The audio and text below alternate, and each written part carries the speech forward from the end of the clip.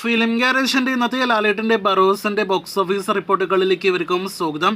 ഇക്കഴിഞ്ഞ ഡിസംബർ 25-ാം തീയതി ക്രിസ്മസ് ദിനത്തിൽ തിയേറ്ററുകളിലേക്ക് എത്തിയ ലാലേട്ടൻ സംവിധാനം ചെയ്ത ആദ്യ മലയാളം സിനിമയാണല്ലോ ബറോസ്. ആ സിനിമയുടെ 4-ാം ദിവസത്തിലേക്ക് ഇപ്പോഴത്തെ സിനിമ എത്തപ്പെട്ടിരിക്കുകയാണ്. ഇന്നത്തെ ശനിയാഴ്ച ദിവസത്തെ 4-ാം ദിവസത്തെ Kerala tracking, Kerala world wide estimate റിപ്പോർട്ടുകളെല്ലാം തന്നെ ഇപ്പോഴത്തെ പുറത്തു വന്നിരിക്കുകയാണ്. അത് പ്രകാരം സിനിമയ്ക്ക് ഇന്നലത്തേക്കാൾ വെള്ളിയാഴ്ച ദിവസത്തേക്കാൾ കളക്ഷൻ വർധന കേരളത്തിൽ വന്നിരിക്കുന്നു എന്നാണ് ട്രാക്കിംഗ് കളക്ഷൻ നോക്കുമ്പോൾ വ്യക്തമാകുന്നത്.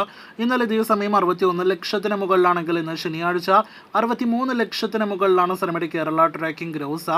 തിയേറ്ററുകളിലെ നിരാശാജനകമായ അഭിപ്രായമാണെങ്കിൽ പോലും ബുക്ക് മൈ ഷോയിൽ ഇതിനോടകം തന്നെ ഇപ്പോഴും മണിക്കൂറിൽ 1000-2000 റേഞ്ചിൽ ടിക്കറ്റുകൾ സിനിമയ്ക്കായിട്ട് വിറ്റഴിക്കപ്പെടുന്നു എന്നത് ശ്രദ്ധേയമാണ്. ട്രാക്കിംഗ് കളക്ഷൻ വെച്ച് നോക്കുകയാണെങ്കിൽ ഇന്നലെ വെള്ളിയാഴ്ച 1 കോടിയിലേറെ കേരള ഗ്രോസ് ഉണ്ടായിരുന്ന സിനിമയ്ക്ക് ഇന്നും 1 കോടിയിലേറെ കേരള ഗ്രോസ് ഉണ്ടാക്കും.